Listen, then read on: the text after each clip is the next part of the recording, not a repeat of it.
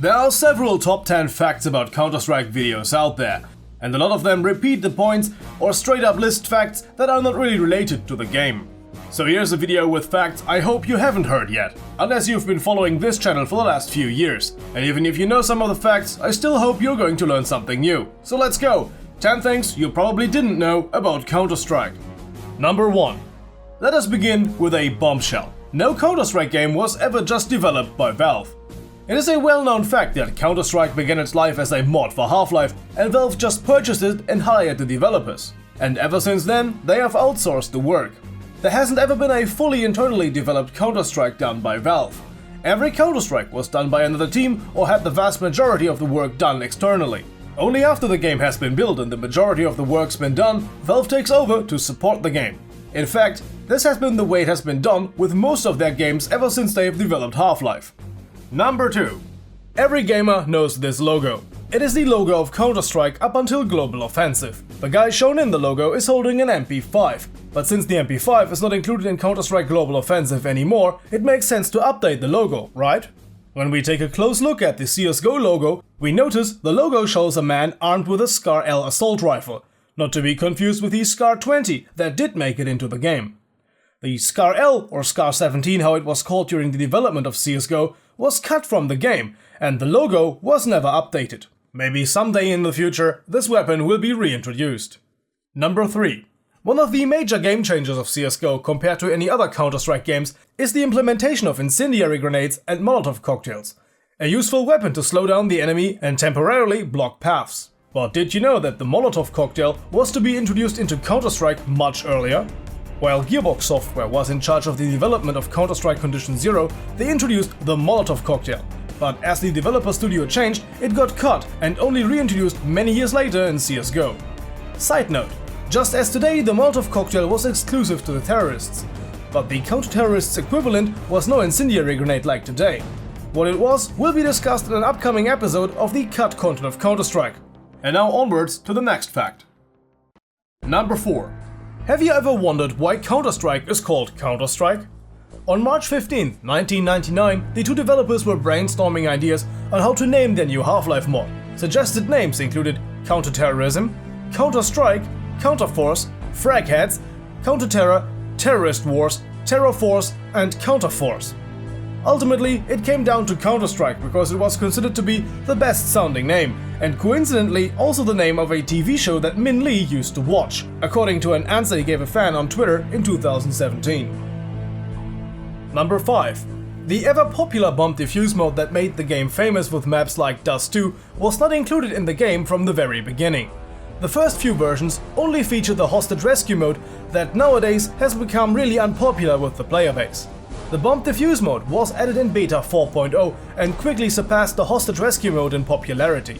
Bonus fact, in beta 4.0 when the bomb defuse mode was first introduced, the bomb could be planted anywhere on the map.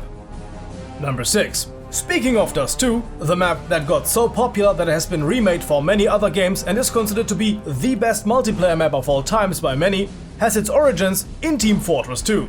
Before Dust2 existed, there was just normal D-Dust.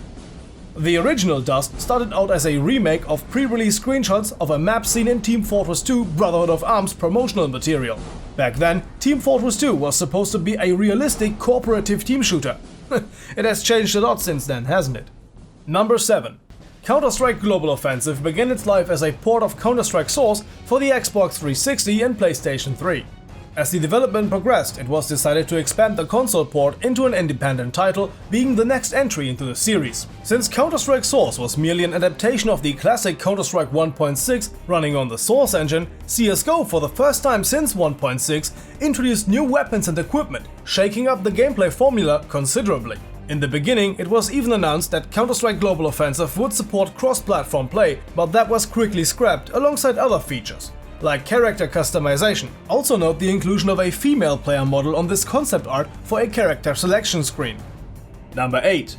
At one point during the early stages of Counter-Strike's development, the creators were playing with the idea of introducing drivable vehicles into the game. Since the original Counter-Strike is based on Half-Life, it includes all of the game's entities, allowing you to create drivable trains and include heavy machine gun emplacements just like in the original Half-Life.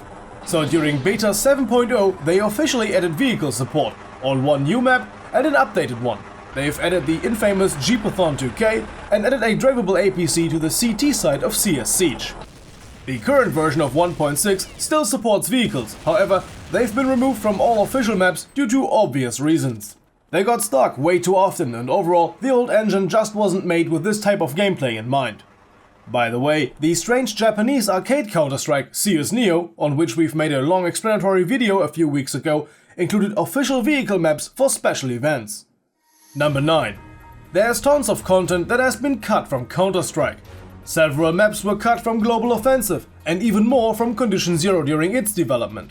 When looking at Condition Zero, it becomes clear why so much cut content exists. The game has changed developers several times, and with that, the vision of what Counter-Strike Condition Zero should be changed as well. Rogue Entertainment, Gearbox, Ritual, and finally Turtle Rock Studios, the developers of Counter-Strike Source, they all were involved. And every time the developer studio changed, gigantic amounts of content were scrapped. One interesting trivia is that one of the maps that never made it onto the PC releases made it onto the Xbox.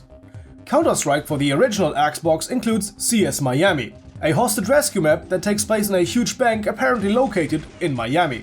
That is so far the only console-exclusive map for Counter-Strike. And if you played CS Condition Zero's deleted scenes as single-player missions and are now thinking, hey, that looks remarkably similar to the mission Miami Heat, then you are correct. Almost all deleted scenes missions take place on repurposed multiplayer maps that were originally developed for Gearbox's version of Counter-Strike Condition Zero. Number 10. With number 10 we will close the circle. Counter-Strike, the game that started as a modification for Half-Life, spawned off another game. Left 4 Dead does have its roots in Counter-Strike's development. While testing out Michael Wolff's code for the bot AI, developers at Turtle Rock Studios would make it so that all of the bots were on the terrorist team, only equipped with knives. They thought it was extremely fun to mow down hordes of enemies charging at you with melee weapons, and requested Booth to disable the bot limit so they could have as many bots as they wanted, making the terrorists effectively behave like the zombies in Left 4 Dead. A huge mob of enemies rushing you to kill you in hand-to-hand combat. This evolved into Terror Strike, which got pitched to Valve, and Gabe Newell immediately loved it. The result of that we ultimately got to know as Left 4 Dead. So Counter-Strike, the game that started as a Half-Life mod, gave us Left 4 Dead, which started as a Counter-Strike mod. I hope you enjoyed this video and learned something new.